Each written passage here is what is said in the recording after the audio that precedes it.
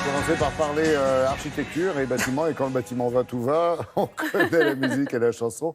Oui, bonjour Flore, puisqu'on a lancé hier le chantier de l'immense village olympique pour Paris 2024. Exactement, 51 hectares en Seine-Saint-Denis pour accueillir les 15 000 athlètes. Un chantier controversé, donc c'est pour ça qu'il va devoir perdurer. Regardez ces images. Le village olympique deviendra un village tout court pour 6 000 habitants avec plus de 3 000 logements, des bureaux et des services pour les habitants. On écoute le Premier ministre Édouard Philippe et le président du comité Paris 2024, Tony Estanguet évidemment.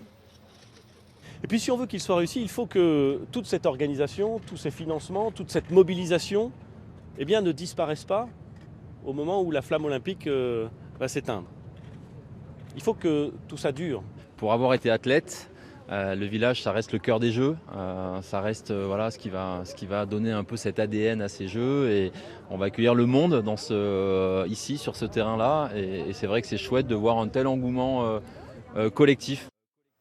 Ben oui, c'est chouette. Il y a du foot européen ce soir, mais il y en avait hier soir. C'était la Ligue de... Exactement, on attend la Ligue des Champions ce soir avec Valence, Lille et Lyon, Benfica. En attendant, 13e journée de Ligue 2 avec Le Havre et Nancy qui se sont neutralisés. Ils repartent chacun avec un point. Vous allez voir ça, le résumé du match. Eh bien, ce sont 3 pénaltys. Et oui, d'abord du Zimbabwéen Tino Kadewere pour Le Havre. Il rate le premier, il inscrit le deuxième. Puis le Brésilien Wagner Dias pour Nancy. Un but partout, score final. Le Havre est 7e, Nancy 9e. Le leader, s'élance depuis hier soir. Et puis du championnat italien aussi, de la Serie A hier avec un duel de bas de tableau. La Sampdoria de Gênes qui quitte la dernière place et qui la laisse à son adversaire du soir, la SPAL de Ferrare. 4e match à la tête du club génois pour Claudio Ranieri et enfin un succès grâce à ce but, l'unique de la rencontre de Gianluca Caprari. Et il aura fallu attendre le temps additionnel. Et puis, il y avait aussi du basket cette nuit de la NBA. On l'a su au petit matin avec les Rockets de Houston en blanc qui se sont imposés 107-100 contre les Grizzlies de Memphis.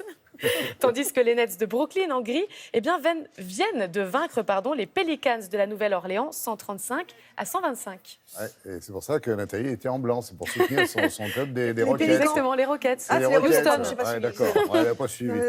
Je crois qu'il n'y a pas les noms. L'instant Thalassa, avec beaucoup d'eau aujourd'hui, du surf, de la voile, les gens passent de la natation, et pas que dans le ciel. Hein. Oui. Oui, on va commencer après l'Écosse et la Suède. Pour la première fois, il y avait cette course, la Neptune Steps de Red Bull, qui a été faite en Bretagne cette année. Donc, c'était une première en France. C'est sur le site des 11 écluses à Aidé-Bazouges. 290 mètres à faire, 3 écluses à franchir, de la natation, mais aussi des murs de 5 mètres de haut, 250 participants, souvent évidemment des adeptes du triathlon, devant 2000 spectateurs et à l'arrivée des Rouennais qui s'imposent, Jean-Baptiste Klusman chez les hommes et Élise Houllier chez les femmes. Et puis une parenthèse de surf, regardez Kelly Slater, l'Américain qui connaît parfaitement son tube, le genre d'image qu'on adore, et pour cause, son tube il est chez lui, dans son ranch de Californie, c'est sa vague artificielle. Et puis la Transat Jacques Vabre, Laurent, ça vous parle. La route du café, partie il y a 10 jours du Havre. Les premiers skippers sont arrivés au large de la Sierra Leone. Atelier couture, vous l'avez vu, pour Samantha Davis qui répare son bateau, Initiative Cœur.